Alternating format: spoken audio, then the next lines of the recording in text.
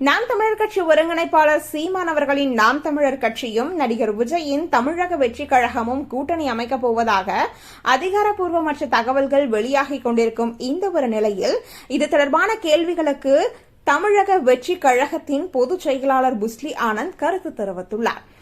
விஜய் அண்மையில் தொடங்கிய தமிழக வெற்றிக் கழகத்தில் இதுவரை 1 கோடிக்கும் மேற்பட்டவர்கள் இணைந்துள்ளதாக கூறப்படுகிறது. இதனைத் தொடர்ந்து தனது கட்சியை அமைப்பு ரீதியாக பலப்படுத்தி வருகிறார் விஜய். பெரிய கட்சிகளில் இருப்பதைப் போலவே மாணவர் அணி, மகளிர் அணி, வழக்கறிஞர்கள் அணி, இளைஞர்கள் அணி என தனித்தனி அணிகளை உருவாக்கி அவற்றிற்கு தலைவர் உள்ளிட்ட பொறுப்புகளையும் நியமித்துள்ளார்.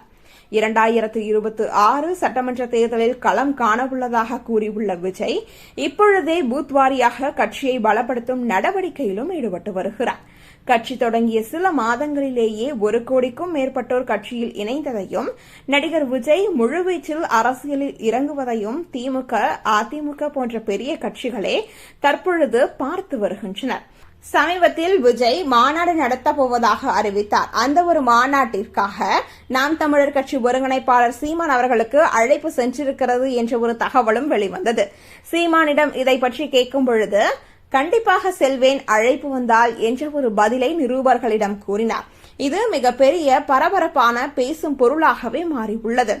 தற்பொழுது அது மட்டுமல்லாது அண்ணனுக்கு துணை நிற்பேன் என்று விஜய் முடிவெடுத்தால் யாரால் தடுக்க முடியும்? விஜய் பாணியிலேயே ஐ எம் வெயிட்டிங் என்ற ஒரு கருத்தையும் நாம் தமிழர் கட்சி ஒருங்கிணைப்பாளர் சீமான் கூறினார். ஒரு நிகழ்ச்சியில் கலந்து கொண்டுள்ள புஸ்லி ஆனந்திடம் நிருபர்கள் நீங்களும் நாம் தமிழர் கட்சியும் இணைய போகிறதா, கூட்டணி வைத்துள்ளீர்களா என்ற ஒரு கேள்வியை கேட்டபொழுது அதை கட்சியின் தலைவர் விஜய் தான் முடிவெடுப்பார் என சூசகமாக பதில் சொல்லி அங்கிருந்து கிளம்பிவிட்டார். மேலும் நாம் தமிழர் கட்சி ஒருங்கிணைப்பாளர் சீமான் சொல்லிதான் விஜய் கட்சியவே ஆரம்பித்துள்ளார் என கேள்வி கேட்டதற்கு அதற்காக எந்த ஒரு பதிலையும் கூறாமல் சென்றுள்ளார் புஸ்லி ஆனந்த்.